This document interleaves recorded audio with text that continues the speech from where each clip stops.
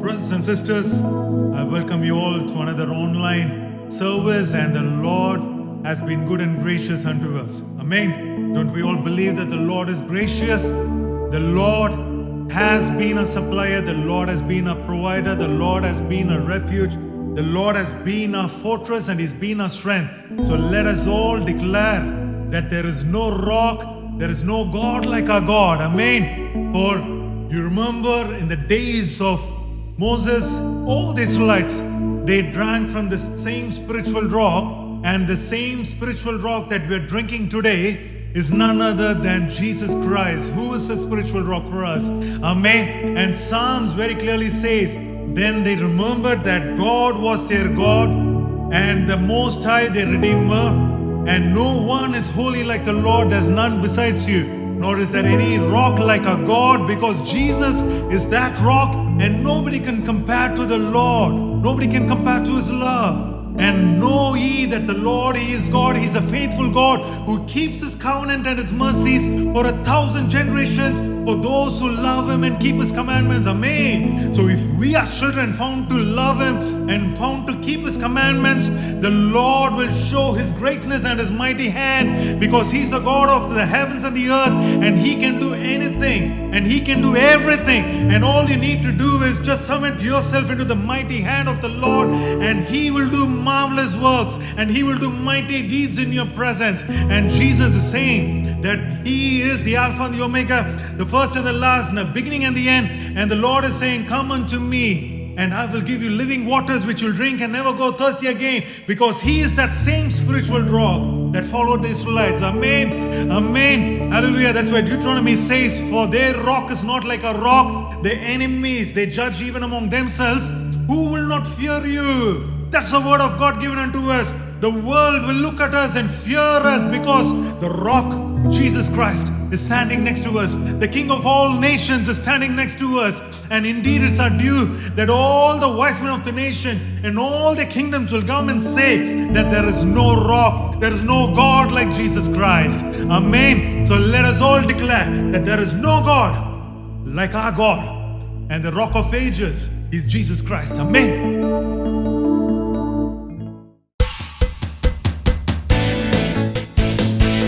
There is no rock like our God. Jesus is our salvation. There is no rock, there is no God like our God. No other name worthy of all our praise. The rock of salvation that cannot be moved, He's proven Himself to be faithful and true. There is no rock, there is no God like God.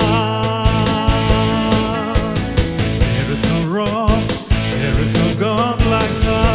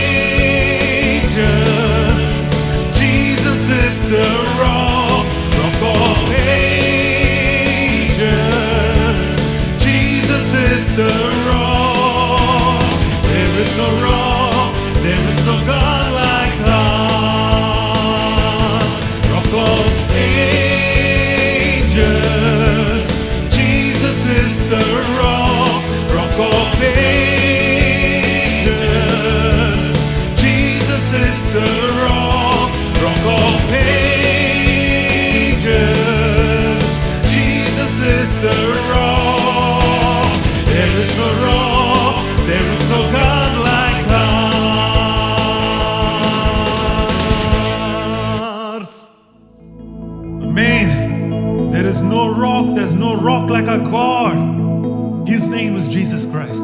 Have you not known? Have you not heard? The everlasting God, the Lord, the creator of the earth, neither faints nor is weary. His understanding is unsearchable. Amen. Yes, this Lord never sleeps. He never sleeps nor he slumbers. He will never let us slip. He will never take his eye away from us. His understanding is unsearchable. But Jesus is the light, and we as children of the light, we are called to be in the light. Amen. So let us all close our eyes and let's look up to the Lord and tell the Lord, here I am, my Jesus, naked as I am. I come to your presence and humble myself. And Lord, renew everything that is in me. My bodies, my spirit, my flesh, my soul, everything, Lord Father, belongs to you. And my Jesus, we know that you are the Lord God and you are watching over us. The word of the Lord says, be still and know that I am God. I will be exalted among the nations. I will be exalted in the earth. And the Lord says, trust in the Lord with all your heart and do not lean on your own understanding. In all your ways acknowledge Him, and Jesus Christ will make all the paths, every crooked path straight for you. The Lord will wipe away all your financial issues. The Lord will wipe away all your tears. The Lord will take away all your burdens. Just cast your anxieties upon Him, and the Lord will give you a cheerful heart. The Lord is going to uplift you. The Lord is going to lift you up higher than any other person in this world, and everybody around you will realize that Jesus has been in you. And Jesus is saying, make your path straight, because Jesus is also promising that no temptation has overtaken you. The Lord is providing all the ways of escape. So here we stand in this world. All we need to do is just resist the devil. Resist the devil till he flees away from you, and draw near to God, and Jesus will cleanse your hands.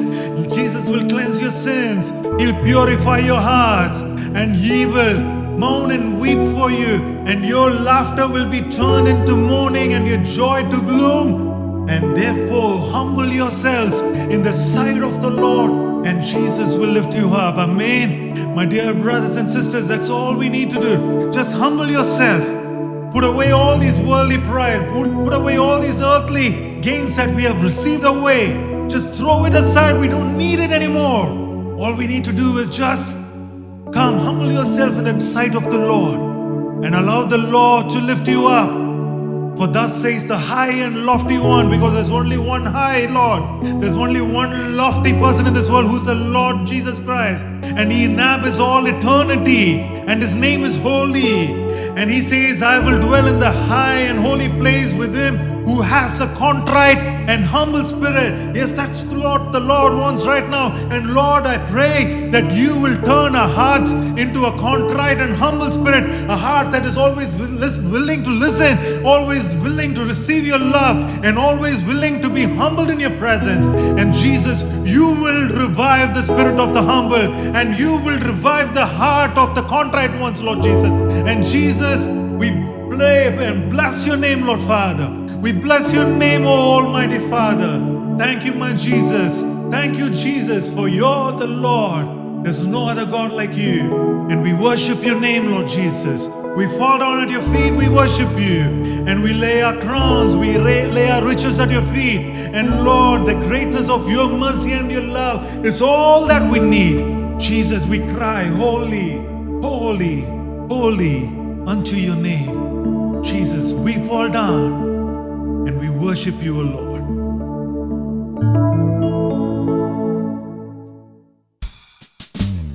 We fall down, we lay our crowns at the feet of Jesus. The greatness of His mercy and love at the feet of Jesus. We cry, holy, holy, holy. We cry, holy, holy, holy. We cry, holy, holy, holy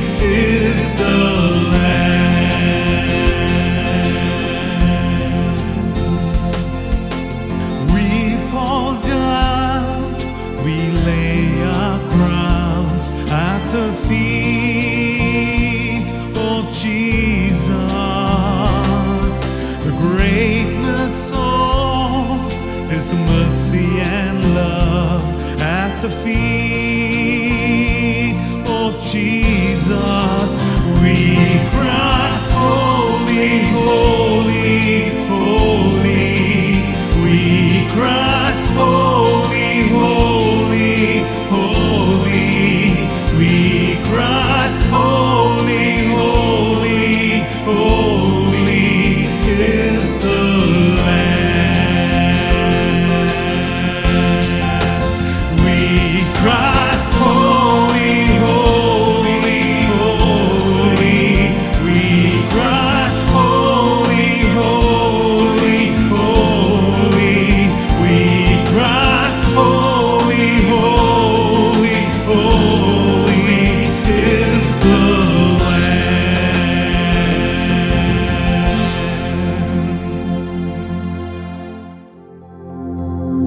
Oh, holy are you, my Jesus, worthy of all our praise and honor. Lord, all greatness and all majesty belongs to you. My Lord, you are the creator, you are our husband, and my Jesus, let the words that are spoken from your mouth, Lord Father, may it create new things in our lives. And my Jesus, everything that is spoken in this world and through the Bible, Lord, they are of life. And Jesus, help us to see the life in your words, Lord Jesus. My Lord, we submit everything in your presence, and everything that we are, we lay humbly at your feet. We lie down, Lord Father, fall down at your presence, lay all our crowns, lay all our honors that we have in this world. We don't need anything. All we need is you, my Lord. Jesus, you are everything that we need. In Jesus' mighty name I pray. Amen.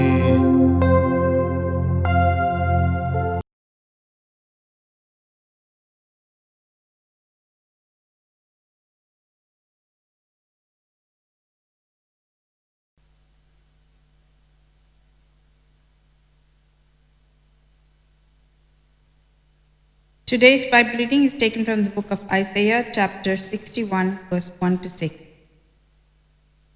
The Spirit of the Lord God is upon me, because the Lord has anointed me to preach good tidings to the poor. He has sent me to heal the brokenhearted, to proclaim liberty to the captives, and the opening of the prison to those who are bound, to proclaim the acceptable year of the Lord, and the day of vengeance of our God, to comfort all who mourn, to console those who mourn in Zion, to give them beauty for ashes, the oil for joy for mourning, the garments of praise for the spirit of heaviness, that they may be called trees of righteousness, the planting of the Lord, that he might be glorified. And they shall rebuild the old ruins, they shall raise up the former desolation, and they shall repair the ruined cities, the desolation of many generations. Strangers shall stand and feed your flock, and the sons of foreigner shall be your plowmen and your vinedresser. But you shall be named the priest of the Lord. They shall call you the servant of our God. You shall eat the riches of the Gentiles, and in their glory you shall boast. Amen.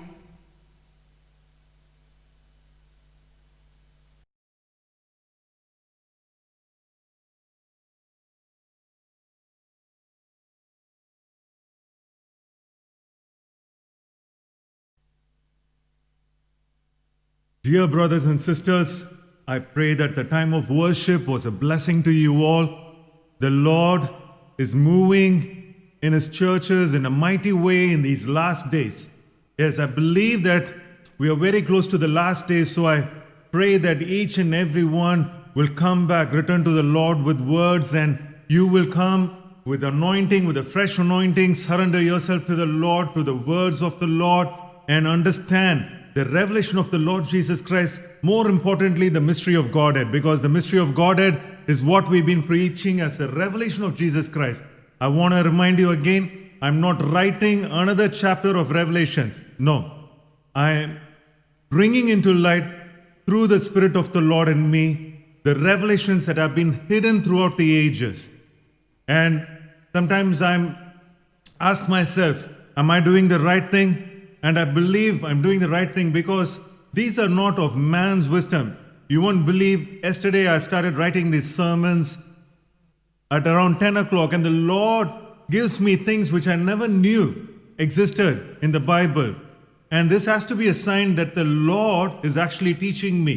Amen. But sometimes I also want to keep it simple to the listeners.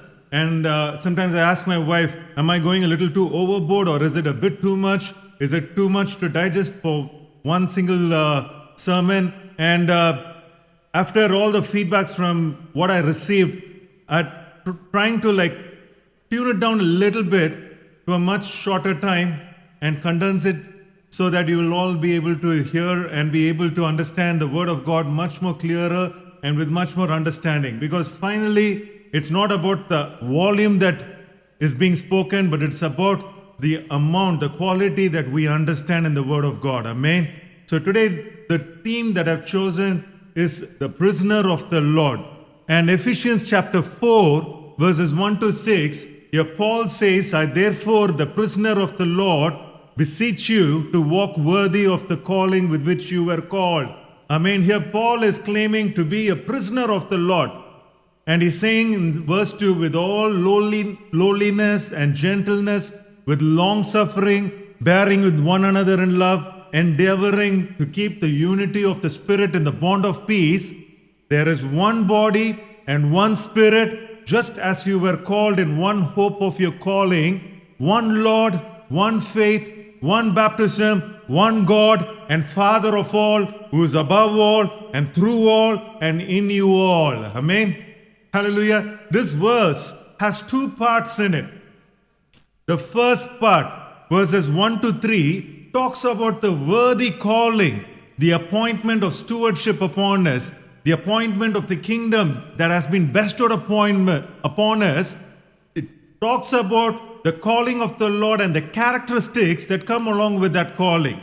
And the second part of this passage, which we just read, from verses 4 to 6, it talks about the worthy Lord God Himself and the characteristics of the Lord as we walk in His ministry and in the knowledge of Him. Hallelujah. And it's sometimes strange for a first-time reader to read that Paul calls himself a prisoner of the Lord in his salutation. But you have to understand that this is not the only time Paul has mentioned about being a slave, a prisoner, or a bondservant for Jesus Christ and the ministry of the Lord. But before we step and we read and we analyze why Paul is actually using these phrases when he addresses the church, let us also understand the calling of Paul. Now, you all know how Paul met the Lord Jesus Christ. Paul was an oppressor to the ministry of Jesus Christ and to the churches of Christianity. And he, through the grace, received that worthy calling. The calling on the road to Damascus, where Paul had a face-to-face encounter with Jesus Christ. It completely transformed him. It made him into a believer of Jesus Christ and to become an unbeliever of the law. See, Paul was a person who was fervent with the commandment that was given in the scriptures. He was fervent with the Mosaic law that was given, that he could not comprehend that a person called Jesus could come and completely nullify the law. And that is exactly the problem with many Jews and hardcore Israelites today. They can never understand how can the law be completely nullified for the sake of this one man called Jesus Christ. But here we see Paul, a believer of the law, becoming a believer of Jesus Christ and made to be an unbeliever of the law. Amen. So when he became an unbeliever of the law, he realized that this law has kept these Jews in prison all these days. It has kept those Jews in spiritual blindness all these days. And he realizes, rather than being in the prison of the law, rather than being under the curse of the law, that if he believes on Jesus Christ and believes that he is a prisoner of the Lord God Jesus Christ Himself, then his calling would have been a worthy calling. Amen. Hallelujah. But this was really hard for the Jews to digest. True, we cannot blame them. Put yourself in their shoes. If you were there 2,000 years back, and there was a person called Jesus who came and told you that this Bible does not hold good anymore. I'm going to bring a new covenant with you, a new grace with you. Would you believe it? It will be really hard. But this is where the transformation took place inside Paul, and Paul was used in the ministry of the Lord. Amen. So this transformation from being a prisoner under law to being a prisoner under the grace of the Lord Jesus Christ is what Paul is implying in his epistles to the Jews, and we will look into the revelation of Paul, what Paul is signifying of himself being a prisoner in chains for the Lord. Hallelujah. Amen. There's a mighty revelation to this as well. So we have to understand that the entire ministry of Paul was to draw the line between the Mosaic law and the grace of the Lord Jesus Christ. Amen. So that is why we find that all the epistles that were written to the Jews, Romans especially, if you read it, many people, they get confused because the language is very hard. But this is hard teaching. This is exactly what Paul is doing. He is drawing the line between the law and the grace of the Lord Jesus Christ. And that is why in many of his epistles, he distinguishes himself as a slave, a prisoner, a bond servant for Jesus Christ. Not only is showing that he is loyal and is faithful and that he is under the name of the Lord Jesus Christ and he's doing the ministry of the Lord, but he distinguishes himself as a slave, a prisoner, and a bond servant for a purpose that we're going to look into it right now. Okay? So we will look at certain places because this is not the only place where Paul is mentioning that he's a prisoner of Christ. In Ephesians chapter 3 and verse 1, he's saying, I, Paul, the prisoner of Jesus Christ, for you Gentiles. In 2 Timothy chapter 1 and verse 8, he says, therefore do not be ashamed of the testimony of our Lord, nor of me, his prisoner. Amen. And Romans chapter 1 and 1 says, Paul, a bond servant of Jesus Christ. Amen. Paul is calling himself a bond servant of Jesus Christ, called to be an apostle, separated to the gospel of God, which he promised before his prophets in the Holy Scriptures. Hallelujah. Amen. Amen. And before we move on to it, a small revelation, a small tidbit over here. So here the Romans 1:1, it says, the second verse says, which he promised before through his prophets in the Holy Scripture. Here Paul is talking about Jesus Christ. But when he talks about Jesus Christ, what is he saying? Which he promised, who Jesus Christ himself promised through his prophets in the Holy Scriptures. Amen.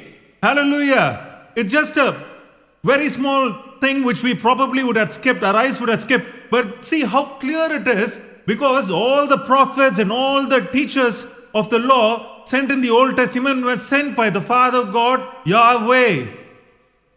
But here we see that Paul is claiming that Jesus Christ sent his prophets in the Holy Scriptures. So all the Holy Scriptures meaning the Old Testament. So what has been promised through Jesus Christ. That's why in Matthew chapter 23, verse 31, he starts like this. Jesus himself is saying, therefore you are witnesses against yourself that you are sons of those who murdered the prophets. Here Jesus is talking in a very angry tone. I've already preached this earlier. So here is in a very angry tone, and he's saying that you are the sons of those who murdered the prophets, who are the prophets of the Old Testament. And in verse 34, he says, therefore, indeed, I send you prophets, I send you wise men, I send you scribes. Some of them you will kill and crucify, and some of them you will scourge in the synagogues and persecute them from city to city. Here Jesus is saying, I send you the prophets. That means I sent you the prophets. I sent you the wise men. I sent you the scribes. Not the Lord God Yahweh. Yes, he was the Lord God Yahweh, but he was a God manifested in flesh. He is none other than the Lord God Yahweh, who is the Father God. Amen. So clear it is. Jesus is saying, now many people will contend with me saying that this is a past tense. Indeed, I send you. I mean, it is a future tense. I send you prophets, wise men, and scribes. But it is not a future tense. it is a past continuous and a present continuous tense. Yeah, you read very clearly, he is talking in an authoritative tone and he is scourging these people. I'm sending you the prophets, I send you wise men, I send you scribes, but some of them you will kill and crucify. Amen. So who sent all the prophets? The Lord God Yahweh. And who's claiming that he sent the prophets here? Jesus Christ. Amen. So let's get back to our sermon. So in all these statements where Paul is speaking about him being a prisoner of the Lord, he has set himself clear that he's set apart for the ministry of the Lord and not of the ministry of Lord, and also proclaiming that the chains that are being laid on him as a prisoner for the Lord Jesus Christ are not chains of this world, but chains of the mystery of Christ and the mystery of Godhead. Hallelujah. Amen. So we have to prove everything by the word of God. So we are going to do this meditation on the word of God. Amen. So the chains that Paul is in, he is a prisoner of the Lord. So let's read some verses to prove this point. Ephesians chapter 6 verses 19 to 20. That utterance may be given to me, that I may open my mouth boldly to make known the mystery of the gospel, for which I am an ambassador in chains. Hallelujah. Here is saying that's a mystery of the gospel for which I am an ambassador in chains. Colossians chapter 4 verses 2 to 4, it says, continue earnestly in prayer, and goes on and says that God will open to us a door for the word to speak the mystery of Christ, for which I am also in chains. You have to keep questioning yourself whenever we read these verses. He's talking about a mystery of Christ. Why should Christ be a mystery? Jesus Christ was the Son of God being revealed as the Son of Man, and all the eyes have beheld him. So there is no mystery in Jesus Christ if you had to just consider him as a second person in the Trinity, or he was a sent son. But if there is a mystery of Christ, then this Christ beholds something else more than what meets the eye. And that is what we are looking at it right now. And Ephesians chapter 3 verses 1 to 5, it says, for this reason I, Paul, the prisoner of Jesus Christ for you Gentiles. And it says in verse 3, how that by revelation he made to know me the mystery, as I have briefly written already, by which when you read you may understand my knowledge in the mystery of Christ. Yes, here Paul is telling the church in Ephesus that he has received a revelation and that the Lord has made known unto him a mystery, and he's telling that I've already written about it a little briefly, which we're going to read right now. And when you read, you may understand my knowledge in the mystery of Christ. He is proving a point to the church in Ephesus, saying, I'm not an ordinary guy. I'm an apostle chosen for the Lord Jesus Christ. I'm a prisoner of Jesus Christ. And I have been made known by the Lord God himself the revelation of the mystery of Christ. Amen. And that's what in verse 5 it continues, in which in other ages which was not made known to the sons of men, as it now has been revealed by the Spirit to his holy apostles and prophets. Amen. Yes, this mystery of Christ has to be revealed by the Spirit to his apostles and prophets. Amen. If you look at all these references where Paul is claiming to be a prisoner of the Lord, he's speaking it with regard to a mystery of Christ, which no one knew. And Paul is eager and willing to speak about it, but his lips are tightened. He's saying, I've already written briefly about it, though he has received a revelation. He's saying that he has written briefly about it, and this is where I want you to understand that Paul is quoting these verses because he has been held a prisoner of the Lord and not granted permission to speak regarding these mysteries of God, because they are kept for an appointed time. I'll make you understand why I'm saying that he is quoting that he's being held as a prisoner of the Lord. Because Ephesians 6:19, which we just read, it says, may utterance be given unto me. See that verse. Let utterance be given unto me, because when utterance comes, then I can talk about the mystery of the gospel. And in Colossians chapter 4, which we just read, he's saying, I pray that God will open to us a door for the word to speak the mystery of Christ. So you may ask, how and why? Why is there a blockage given to Paul? Why is there a ziplock there? Now remember that we're going to prove everything through the word of God. Okay? Now Paul is mentioning that in Ephesians chapter 3 and verse 3 to 4, that how that by revelation he made known to me the mystery which I briefly written already, by which when you read you may understand my knowledge in the mystery of Christ. So what is Paul mentioning over here is actually an incident where Paul was taken to the third heavens by the Lord God himself. Yes, there are 4 heavens that are mentioned in the Bible. I don't have time to explain that. The first heaven is the universe, the things that are around us, all our galaxies and everything. The second heaven, many people believe, and there are verses in the Bible to prove that that realm, the second heaven, belongs to Satan and his angels. And then there's the third heaven, which is the paradise. And the fourth heavens is the actual heaven, which is still not open, for which the key is still with the Lord God himself. Amen. So I don't have time to explain this. So let's just understand that the third heaven actually means paradise. And then let's turn to 2 Corinthians chapter 12 and verses 1 to 4. Here Paul is very clearly explaining, it is doubtless not profitable for me to boast. I will come to visions and revelations of the Lord.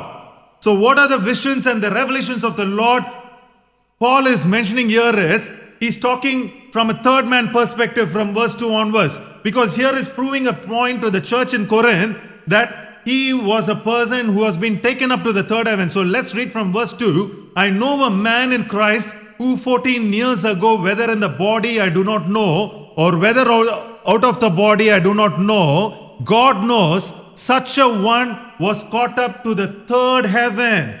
And I know such a man, whether in body or out of the body, I do not know. God knows how he was caught up into paradise and heard inexpressible words which is not lawful for a man to utter. Amen. Here you see Paul is testifying about his experience of being taken to the third heaven from a third person perspective, because he doesn't want to boast in it. But he says, I will come to the visions and revelations of the Lord. Yes, when Paul went to the third heaven, he saw visions and revelations of the Lord. And this vision and revelation was given unto Paul even before John was given the same kind of revelation and was asked and commanded to write about it, which we have it in the chapter of Revelations. Amen. But Paul was not given the permission to write about it or talk about it. Yes, that is why he completely subdues it. That's why he says, may utterance be given unto me. May a door be opened unto me. That's why I'm a prisoner of the Lord regarding the mystery of Christ. So this is why Paul is writing in his epistle to the church in Corinth in this way as well. 1 Corinthians chapter 2 verse 7 to 8, because of all these revelations that he received and not being able to completely talk about it, because it is the will of the Lord that these should be kept hidden, and only the Spirit of the Lord should come to you and make you understand the mystery of Christ and the Godhead. That is why in 1 Corinthians chapter 2 verses 7 to 8, Paul is speaking like this, but we speak, he's telling the church, but we speak the wisdom of God in a mystery. Hallelujah. So Paul is saying here, we speak to you churches, the wisdom of God, not in an open language, but in a figurative language, in a mystery, which is the hidden wisdom which God ordained before the ages for our glory, which none of the rulers of this age knew, for had they known, they would have not crucified the Lord of glory. Not the Lord Jesus Christ, this Lord of glory. Because they would have understand that he was the glorious Father. Amen. Here Paul is confessing to the church, I am not able to talk to you in an open language, but I have to speak the wisdom of God in a mystery. Many people ask me this question, my brother, Jesus spoke in a figurative language. Okay, I understand. Why did the disciples had a need to talk in the same figurative language when they could have openly spoken about Jesus Christ. But this is where the wisdom of God lies. So the thing is, the wisdom of God is that we with spiritual eyes will overcome all the barriers in front of us, will overcome all the doctrines, and with our eyes and with the help of the Spirit of the Lord, be able to rightly divide the word of truth in the Spirit of the Lord and be able to understand and discern and come out of a spiritual blindness. Amen. So that is exactly what the wisdom of the Lord is. Amen. So what is this wisdom of God? What is this hidden wisdom? That is what in Proverbs 2:6 it says, "For the Lord gives wisdom, from his mouth comes knowledge and understanding." See, everything that I'm speaking, I'm going to prove it to you with verses, so that it will never be from a man's wisdom, but all this wisdom is from God himself. So we saw, Lord gives wisdom, but from his mouth comes knowledge and understanding. Yes, from his mouth comes forth the word of God, which is knowledge and understanding. And when you are rightly able to discern this word of God and understand the knowledge of the Holy One, then you will come into the wisdom of the Lord. Don't believe me? Proverbs chapter 9 and verse 10. The fear of the Lord is the beginning of wisdom. You know that very well. The second part of the verse says, and the knowledge of the Holy One is understanding. Amen. So the knowledge of the Holy One. Who? The Lord God. Who's the Lord God Yahweh? Who's Jesus Christ? Who's the Holy Spirit? The knowledge of the Holy One. Not the Holy Three. The knowledge of the Holy One is understanding.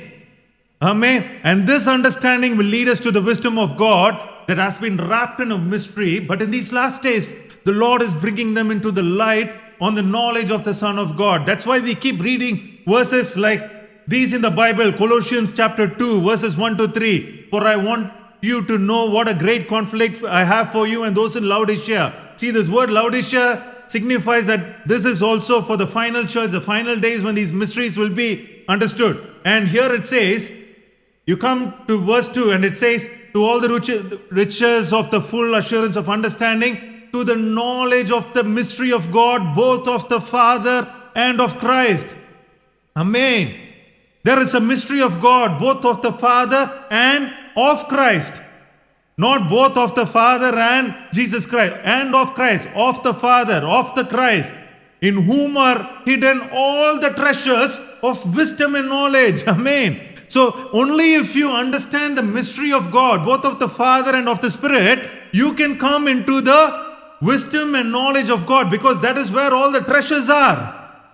Today we are searching for treasures elsewhere in the Bible. Many people have neglected this. Let's go to heaven and find out whether there's one person or three persons. No, but unless you find this out, you will not find the treasures of wisdom and knowledge. Ephesians chapter 1 verse 17 to 18 says that the God of our Lord Jesus Christ, the Father of glory, may give to you a spirit of understanding, wisdom and revelation in the knowledge of Him. Amen. Here it talks that the Lord Jesus Christ, the Father of glory, may give to you the spirit of wisdom and revelation in the knowledge of Him. Here it says, the God of our Lord Jesus Christ, the Father of glory. We have to understand this figurative language. We'll come to it now. And finally, even Peter talks about the same mystery that Paul has been talking about. 2 Peter chapter 1, verse 2 to 3. He says, grace and peace be multiplied to you in the knowledge of God and Jesus our Lord. Hallelujah. Amen. And His divine power has been given unto us all things that pertain to life and godliness through the knowledge of Him, through the knowledge of the Holy One. This is what Proverbs is saying. Proverbs is saying, Solomon is saying in Proverbs that the fear of the Lord is the beginning of wisdom, but the understanding of the Holy One is knowledge. Amen. Hallelujah. So this wisdom has been spoken only in a figurative language, as though the mysteries of Christ was the salvation of the Gentiles. This as mystery of Christ is also spoken as the salvation of the Gentiles, but I'm telling you, it also means the wisdom and knowledge and revelation of Jesus Christ as He appeared to the Gentiles. This Jesus Christ has to appear to the Jews as well. Amen. The Jews have to realize that this Lord God Yahweh is Jesus Christ.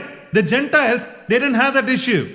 They simply accepted that this Lord God Yahweh, the Father God, came and God was manifested in flesh and he was Jesus Christ. It was very easy for the Gentiles, but for the Jews, it was the wisdom and the knowledge and the revelation of Jesus Christ. Amen. So there is a question hanging around this mystery. Many people and new modern Bible translators have translated in this way because they have assumed that wisdom only pertains to the revelation of Jesus Christ, only to the Jews.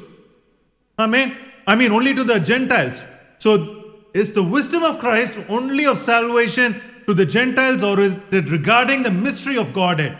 Because let me come to that point where it says, Ephesians chapter 3 verse 4 to 6, it says, you may understand my knowledge in the mystery of Christ, that the Gentiles should be fellow heirs of the same body and partakers of his promise in Christ through the gospel. So here Paul is saying that the mystery of Christ is nothing but that the Gentiles should also be fellow heirs of the same body and the partakers of his promise in Christ through the gospel.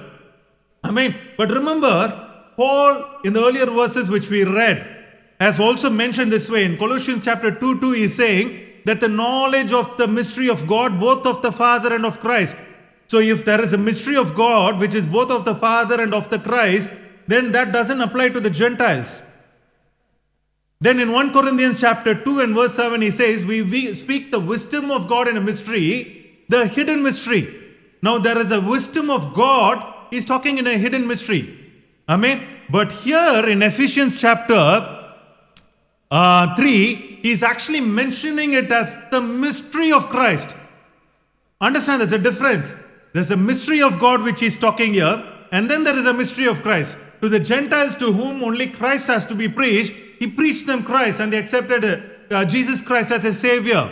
But to the Jews, he has to correlate between the Father God, Yahweh God, and who he was, and who's Jesus Christ, and who he was. And that is why that is a mystery of God.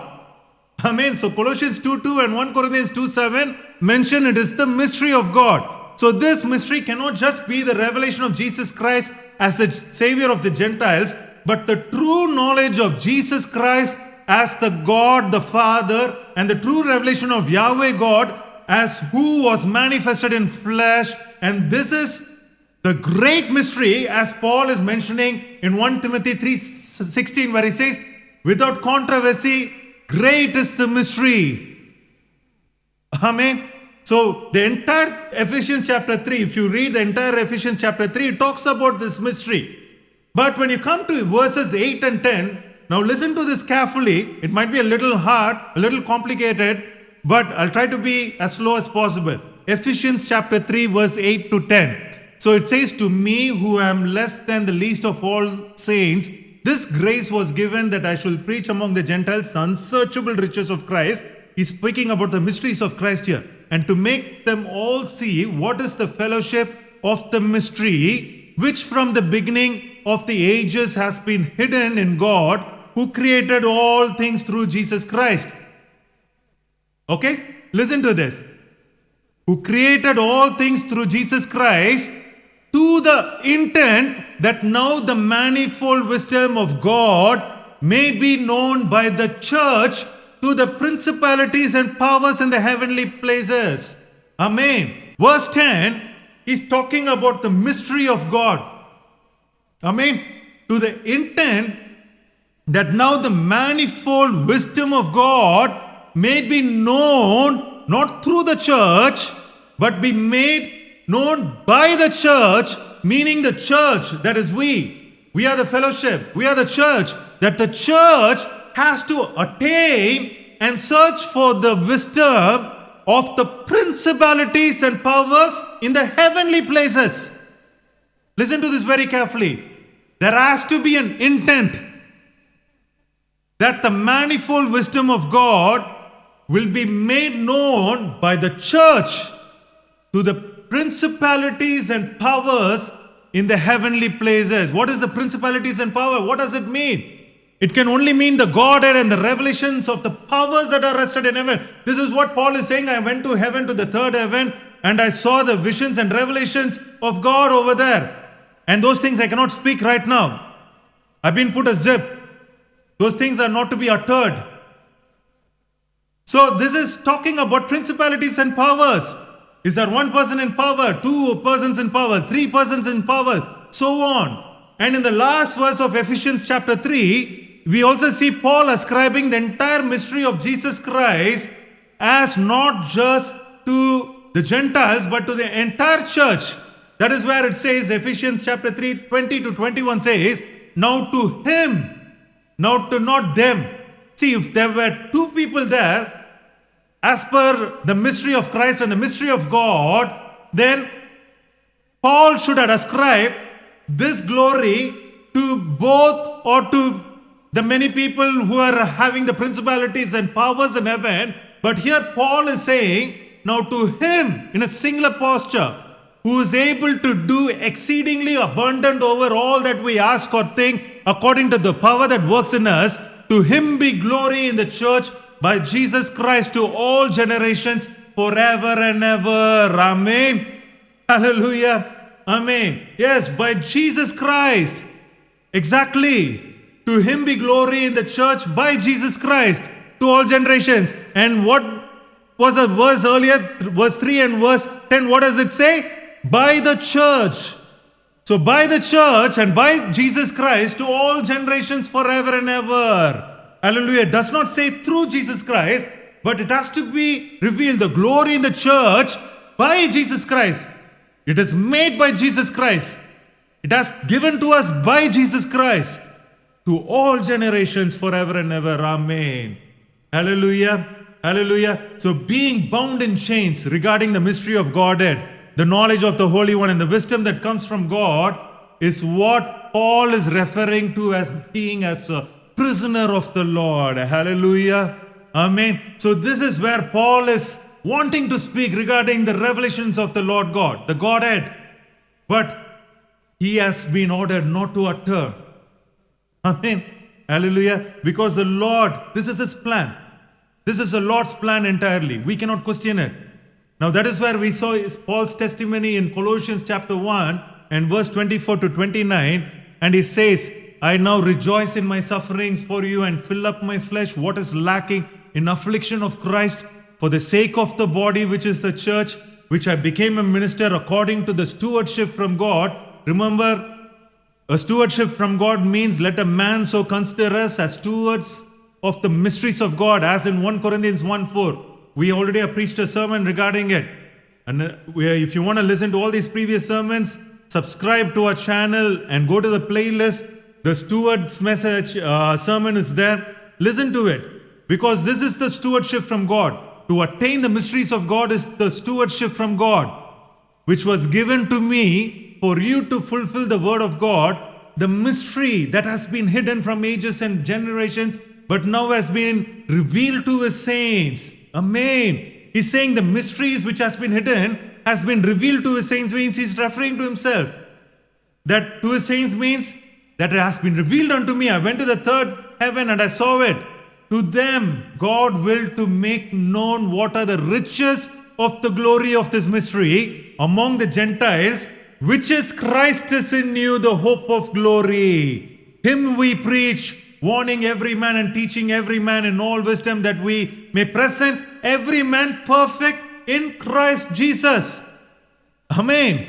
So if they have attained this mystery, the riches of the glory of this mystery, if all the saints and all the apostles have been able to understand this mystery, and if they had realized that there was a Father God, there was a Jesus Christ, and then there was a Holy Spirit, then they will have never, Paul would have never had written that we may present every man perfect in Christ Jesus.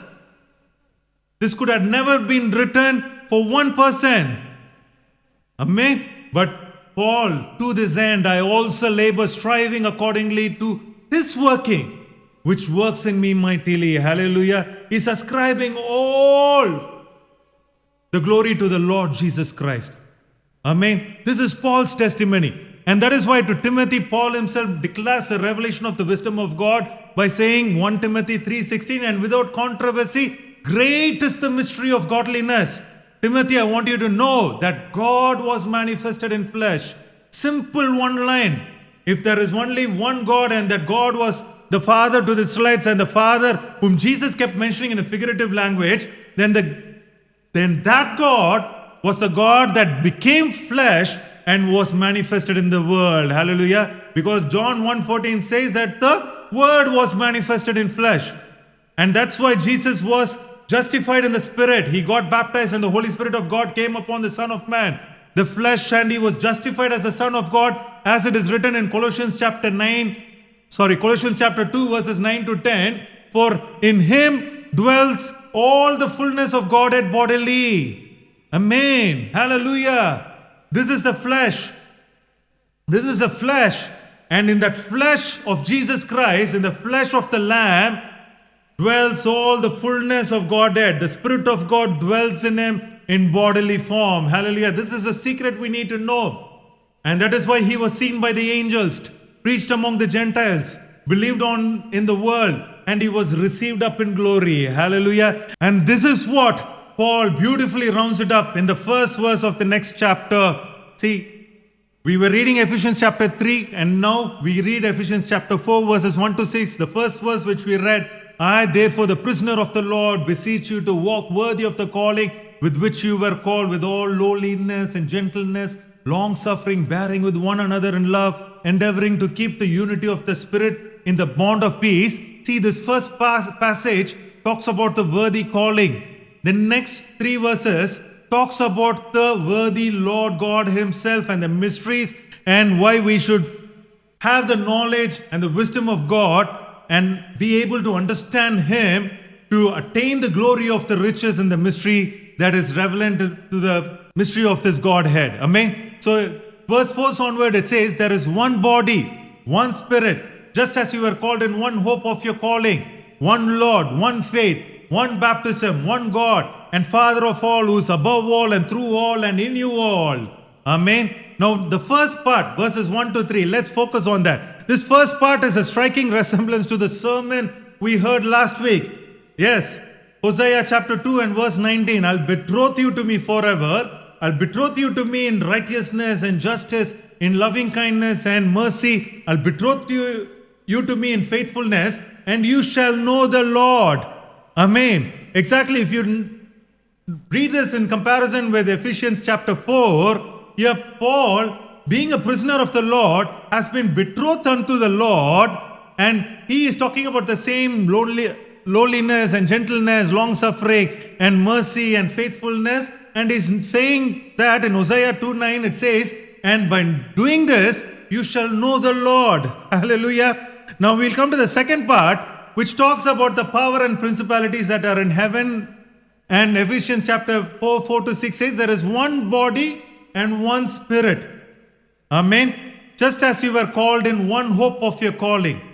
Amen. This is where many people start reading these kind of verses in plurality and not understand the relationship of the figurative language written between the flesh and of God. Now I have to casually ask you, since many of you are followers of the Trinity doctrine and are very good with numbers, and if you can add up all the different personalities that are mentioned here, why have you failed to notice that there is only one baptism mentioned here, but the Bible quotes 2 formulas for baptism? Have you ever thought about it? Give importance to that word as well then. Recently on Facebook, there was a pastor who posted a message saying that the Pentecostal churches have completely forgotten their roots. And I've made a reply saying to them, yes, they completely forgotten the roots, because today many churches call themselves as Pentecostal churches, but they do not follow the first sermon that was preached on the day of Pentecost. The first sermon is Acts 2:38. What must we do? And Peter says, everyone, for the remission of your sins, be baptized in the name of the Lord Jesus Christ, and you will receive the Holy Spirit.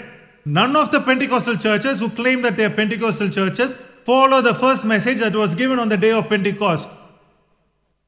But here the word of God says there's only one baptism.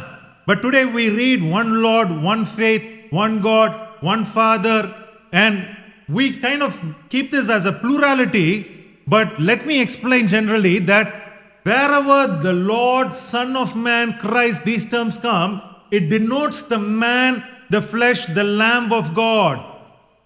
It talks about only the flesh, the Lamb of God. And when it talks about God, Father, the Son of God, these terms denote the omnipotent nature and the glory of God. This is what we read in Colossians, that the fullness of Godhead rests in him in bodily form. There is the Spirit of God, then there is the Son of Man. When the Spirit of God comes into the Son of Man, the Son of Man becomes Son of God. It's as simple as that. See, none of these terms are names. Lord, Son of Man, Christ, God, Father, Son of God. None of these are names, but rather they are attributes or titles given to the one God. Now, this is where I want to start throwing these verses for people who read the word without revelation. If you want to read Ephesians chapter 4 as a plural passage, then I want to throw you these 3 verses to you, because I'm going to start doing this because I want to keep it to you as a challenge. Okay, ready for this challenge? 1 Corinthians chapter 1 and verse 6 says, "Yet for us there is one God, the Father, of whom are all things, and we for him, and one Lord Jesus Christ, through whom are all things and through whom we live." Here, read this carefully. It says there is one God, the Father, of whom are all things, and then it says there is one Lord Jesus Christ. It very clearly says there is only one God who is the Father, and then there is one Lord who is Jesus Christ. Is not Jesus God then? John chapter 17 and verse 3, it says, "And this is eternal life, that they may know you, the only true God, and Jesus Christ whom you have sent." Read this verse again carefully. It says there is one true God, and that he sent Jesus Christ, and this is eternal life. Now, if there is one true God called Father, is not Jesus Christ God? Same, Romans 10:9, that if you confess with your mouth that the Lord Jesus Christ and believe in your heart that God has raised him from the dead, you will be saved. Now you have to confess with your mouth what? The Lord Jesus Christ, and believe in your heart that another person who is the God raised him from the dead, then you will be saved. Then tell me, is not the Lord Jesus Christ God himself? I'll keep throwing these questions often to those who read in plurality to explain the nature of Jesus in these verses. If you stick to Trinity and answer these verses, you might have to deny that Jesus Christ is God. And you have to declare that the Father is only God. Be very careful. You're treading on dangerous ground if you do that. So let's read Ephesians chapter 4 again. Here it says there is one body and one Spirit, just as you were called in one hope of your calling, one Lord, one faith, one baptism, one God and Father of all, and who is above all and through all and in you all. Here one Lord talks about Jesus in flesh.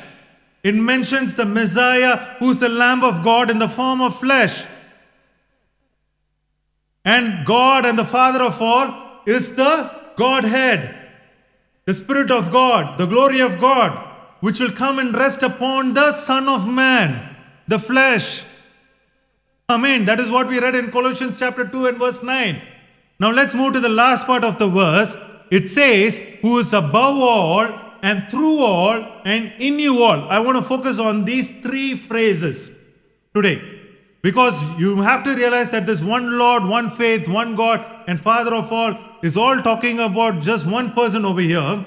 And this person is above all and through all and in you all.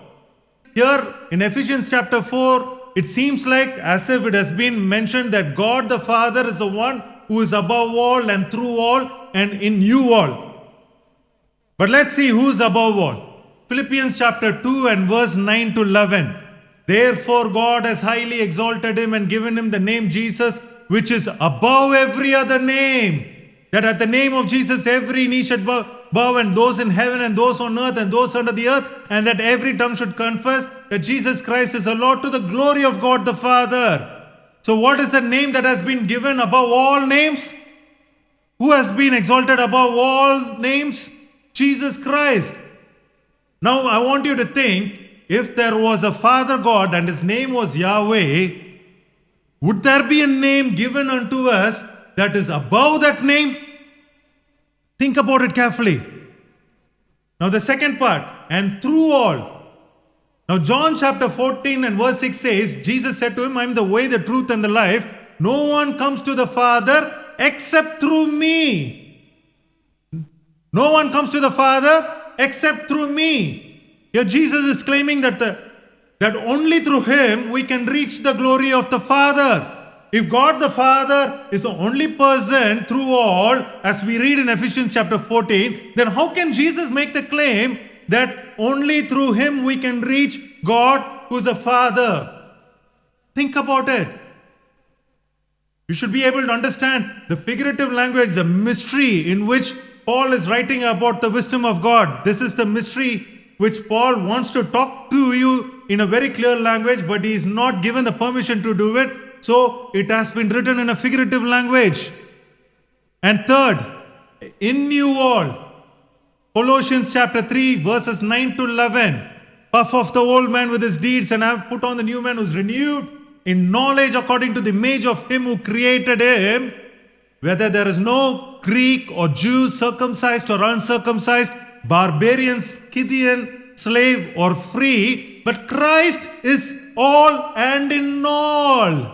Hallelujah. Here it clearly says that we are created in the image of the one who created us, in the knowledge according to the image of him who created him. And it is not the Father or the Holy Spirit, but Christ is in all of us. Think about it.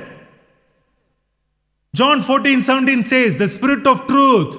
What is the Spirit of truth? He's promising about the Holy Spirit. The Spirit of truth whom the world cannot receive because it neither sees him nor knows him.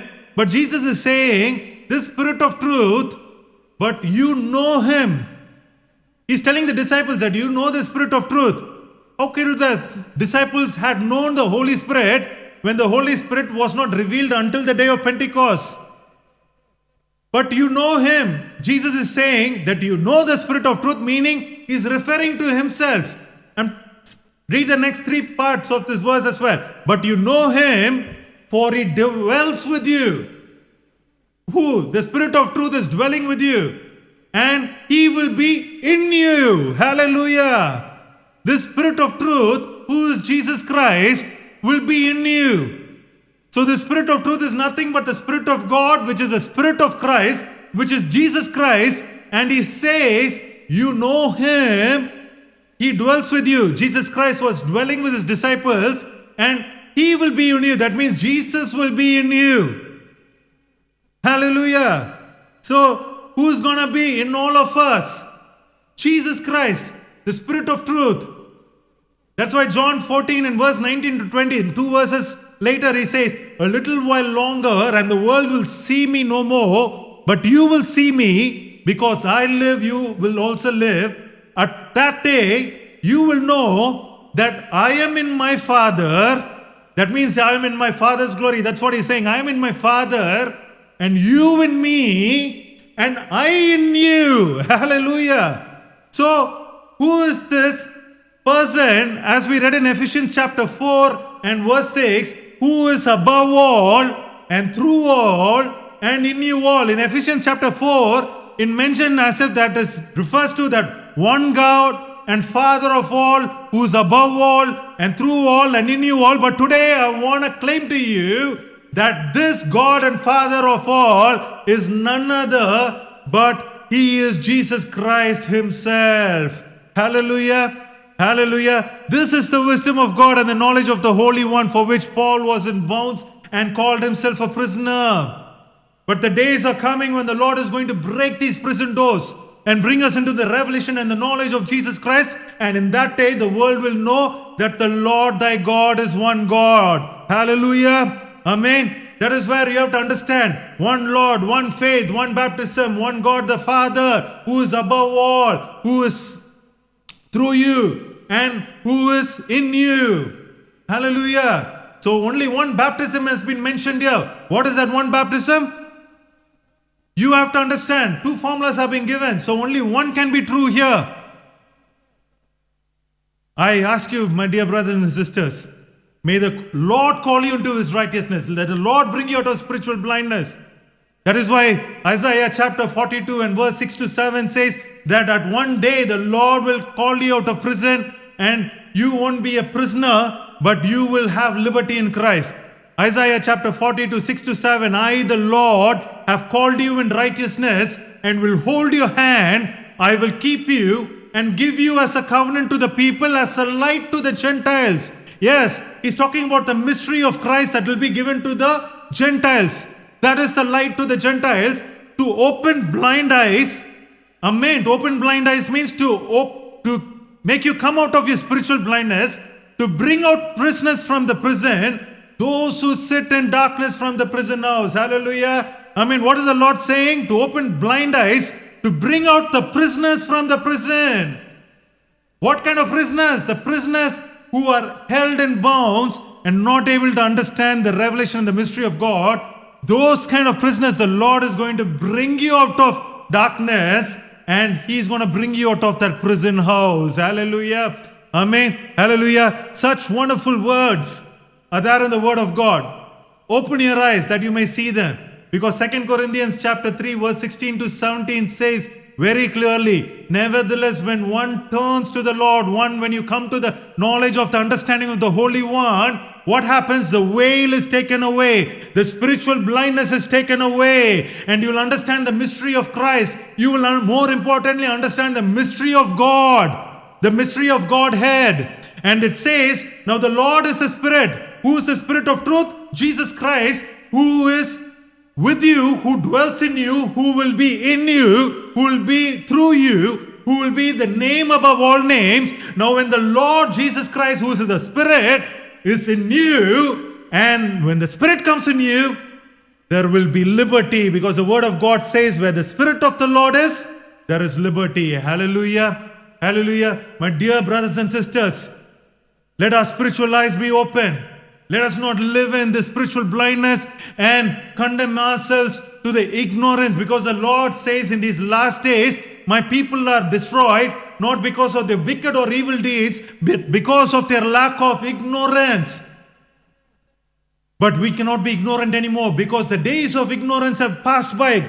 God overlooked them. Your grandfathers are safe. Your fathers are safe. Your mothers are safe. But you might not be safe, because these are not the days of ignorance, but these are the days where the Lord is calling you to repent and understand the mystery of Christ, to understand the mystery of God, and come into the revelation of the knowledge of Jesus Christ, and not be a prisoner of the Lord, not be a prisoner under chains for this mystery. But the Lord today, it was not granted unto Paul, but it is granted unto us today to speak openly about the mystery of Godhead. Hallelujah. Amen. Let the Lord be gracious unto us. Let the Lord open our eyes. Let us come into the knowledge of God. Let us come into the knowledge of the Holy One, because that's where the wisdom of God lies. Amen. So we have to become stewards to receive the Word of God. So let us make the journey from being servants of the Lord to becoming stewards of the Lord.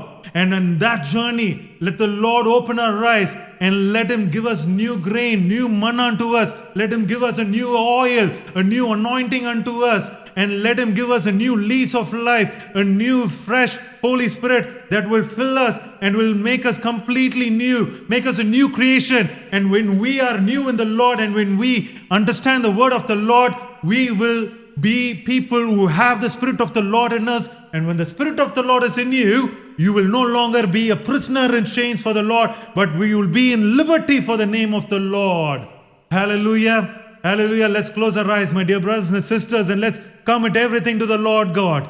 My Jesus, my Lord, my Savior, we thank you, Lord, that you granted unto us, Lord Jesus, to open our eyes and reveal unto us the mystery of God, the mystery of Christ, the mystery of Godhead. And Lord, you have been so kind and you've been so gracious unto us. You've been so kind and so gracious unto this church, Lord, that we, Lord Father, are foolish people. We are nothing, Lord Father, but you chose unworthy vessels to be instruments in your kingdom. And Lord, I thank you that each and every person who's listening to it, Lord, let them be blessed in your name when they listen to this word. My Lord, let the words that have been spoken today, let it, Lord Jesus, not return back in vain. Let it not return back empty-handed, but let it, Lord Jesus, accomplish the thing that it was sent forth, and let it create new things, my Lord. Because, Lord, when you send your word out of your mouth, when the Spirit of your comes forth from your mouth, Lord Jesus, it will create new things. And Lord, we commit to new things being created in our lives,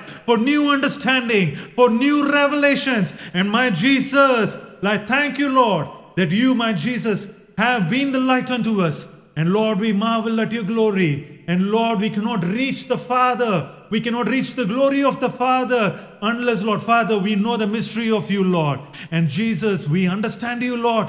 We want to grow more in you, Lord Jesus. And Lord, at this time, Lord Father, we pray that you will bless each and every person, the household of each and every person who's listening to this sermon, Lord Father, that your words, Lord Father, will speak to them. And Lord, at this time, Lord Father, I pray that blessings will abound in their houses. And Lord, bring upon a wave of healing, Lord Father.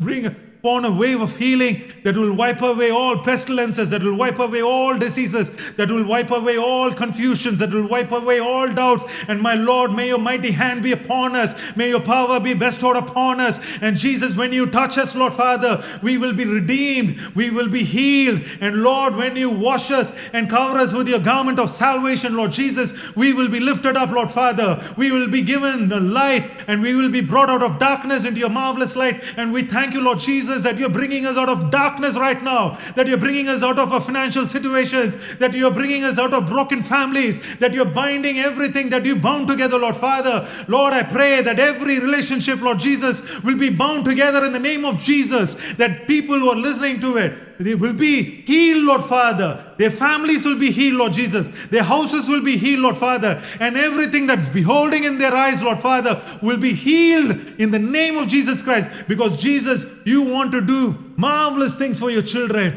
And Lord, we commit ourselves, Lord Father, to the wonderful workings of you, my mighty Savior. Lord, we surrender ourselves in your presence. My Jesus, touch us, pick us up from the miry clay, put us on the rock to stay. And Lord, cast all our doubts, cast all our burdens, and we lay down at your cross, and we come and worship at your feet, the most highest place in the world. And my Jesus, you will lead us, you will guide us, you will guard us, and you will protect us, Lord Father. Thank you for everything. Thank you for everything. Everything we ask in the mighty and matchless name of our Lord and Savior Jesus Christ.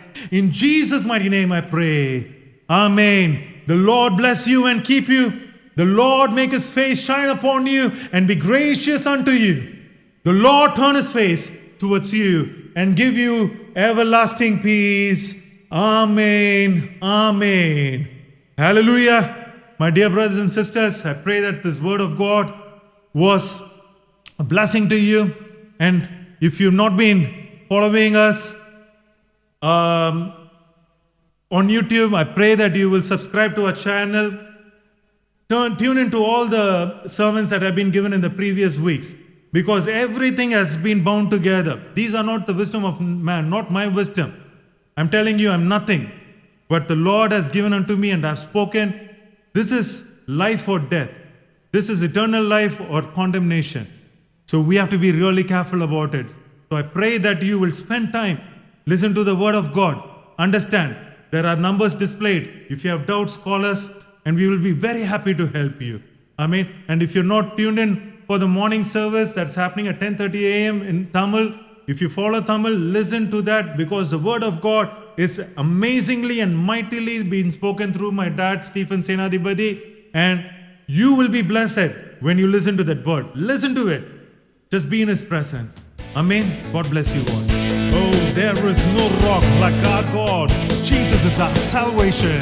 There is no rock, there is no God like our God. No other name worthy of all our praise. The rock of salvation that cannot be moved, he's proven himself to be faithful and true. There is no rock, there is no God like us. There is no rock, there is no